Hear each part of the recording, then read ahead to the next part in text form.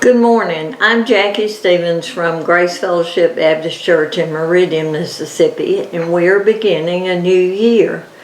I know all of us are hoping that 2021 will bring an end to the pandemic and many other situations that exist in our country. We're starting a new unit, and this one I think will be not only exciting but informative as we are studying our loving, creating God. Many of us have always been fascinated by the creation story, and many times creation is referred to in the scriptures. Today we're looking at Psalms 8 and the works of God's hand. So join me as I read this scripture. O Lord, our sovereign, how majestic is your name in all of the earth. You have set your glory above the heavens. Out of the mouths of babes and infants you have founded a bulwark because of your foes, to silence the enemy and the avenger. When I look at your heavens, the work of your fingers, the moon and the stars that you have established, what are human beings that you are mindful of them, mortals that you care for them? Yet you have made them a little lower than God and crowned them with glory and honor. You have given them dominion over the works of your hands. You have put all things under your feet, all sheep and oxen, and also the beasts of the field, the birds of the air and the fish of the sea, whatever passes along the paths of the seas. O Lord, our sovereign, how majestic is your name in all of the earth. As a retired science teacher, this lesson had me thinking back over my career as a science teacher, but as well some of the units that we studied. One of them in particular I remember is called A Log is a Condo. And in this scripture, it refers to the heavens as well as to the fishes and all in between. And that's what Log of a Condo was about. Those things that are actually around our feet that many people ignore or don't ever think about. It basically dealt with decomposition.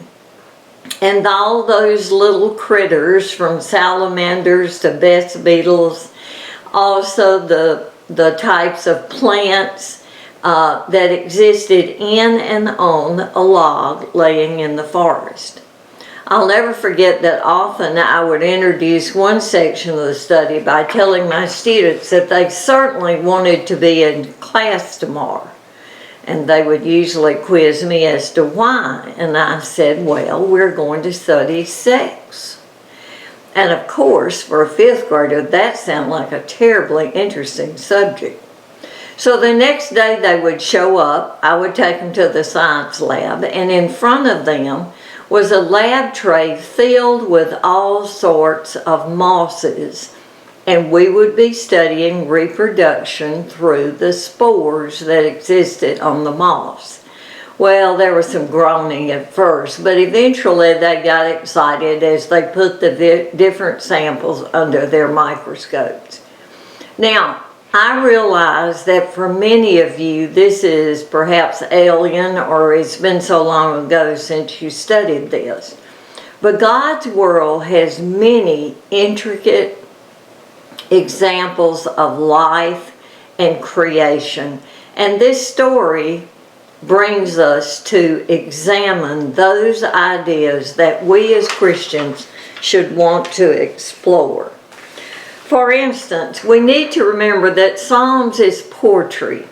And although many times we want to take the Bible literally, or we choose the opposite direction, we find that we look at this and we have to realize that it is basically painting this creation with very large strokes.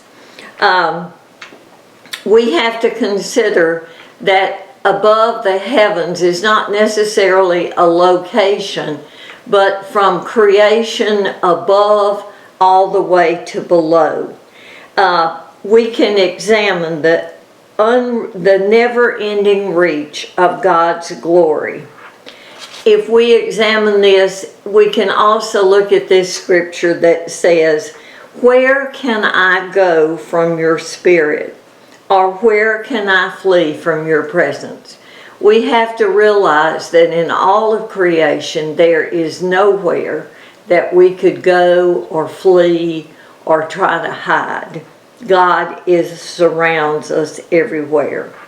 The psalmist is not really a scientist telling us about the moons and stars, but we see God as a creator, including everything from planets all the way down to the fish. And we can say that this gives us tremendous awe at everything that is in creation. A Jewish scholar named Robert Alter had these notes that the language of this catalog of creation deliberately recasts the words of Genesis, the first chapter. It is an echo of the creation story. And we have a vertical arrangement all the way from the heavens.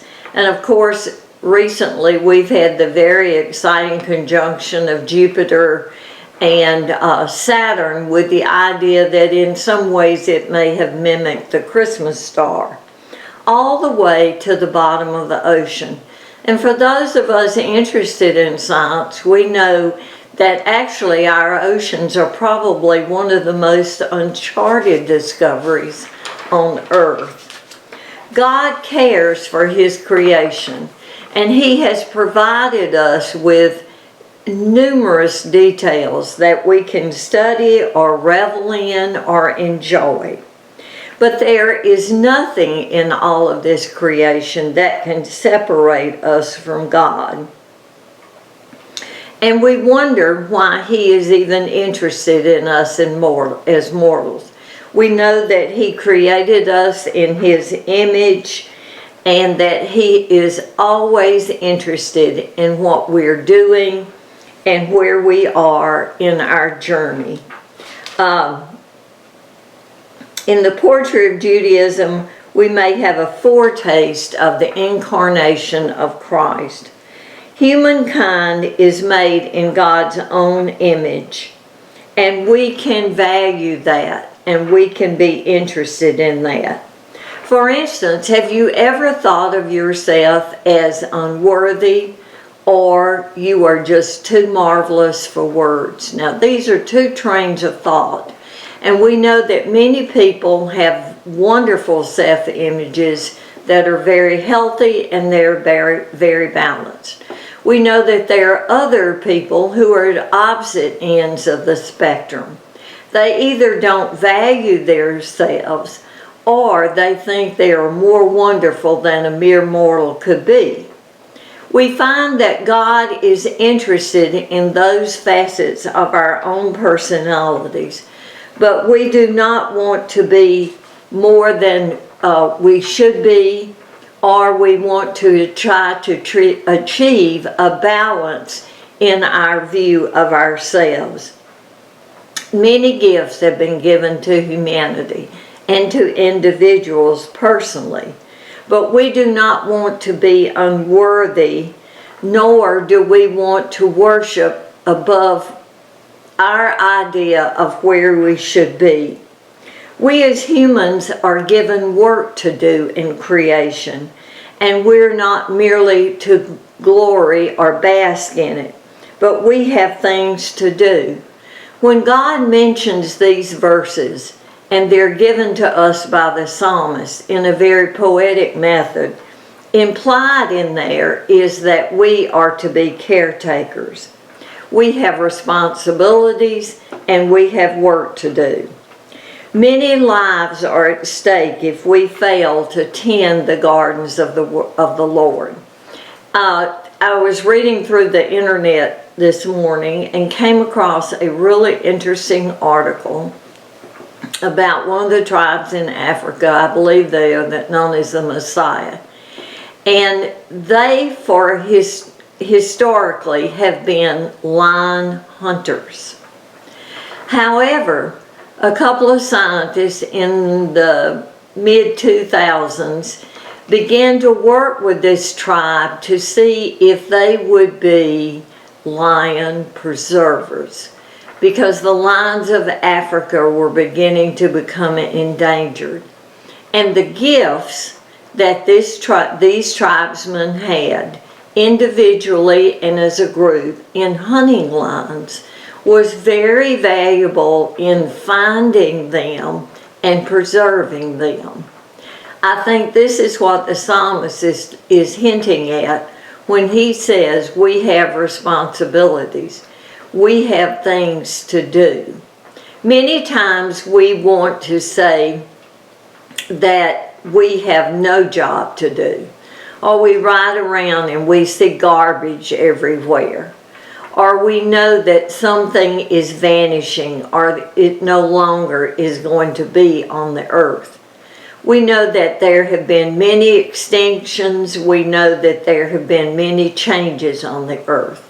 But for those of us who are living at this particular time, we have responsibilities to care for the earth, and that is implied throughout the scripture. In other words, we have to put on our boots.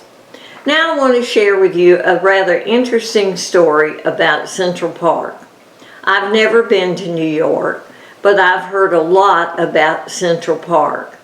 And I've seen videos, and I know that many activities are planned normally throughout the year for this interesting park.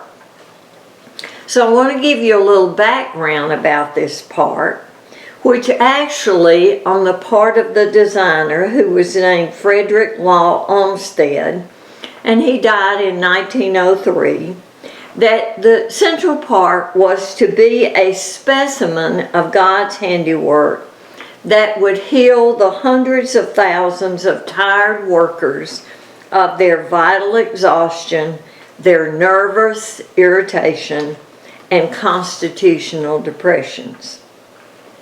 Now, I dare say when you walk through a park, those ideas may not occur to you. But Tony Carnes wrote an article about Olmsted that I think shows what this idea as caretakers of the earth we have. Olmsted took this very seriously. He was asking the ministers in the area of New York to send their congregants who needed recuperation from stress and illness. And he has this to say: Olmsted and Calvert Vos' design of Central Park artfully and systematically provided vistas and paths that would make one feel like the special object of a loving God and a beautiful city. Olmsted said every path, rock, flower, and tree had a functional purpose in the creation of a healing scene. The park would then revive the poetic element of human nature and exercise a harmonizing and refining influence favorable to courtesy, self-control, and temperance. He got some of his ideas from his very unusual religious upbringing that in part was a reaction to Calvinism, as well as a reaction to the Hudson River School of landscape painters, who also sought to display the glory of God. He writes further about Olmsted. He went on to design Central Park based on the principles he outlined in his apologetic argument for Jesus Christ. He planned a park that would display the natural glory of God's plan. A park should also welcome people of all classes and persuasions, just as Jesus welcomed all who came to him. The design would allow people of all faiths to enjoy the park in their own ways and would not force belief in God on anyone.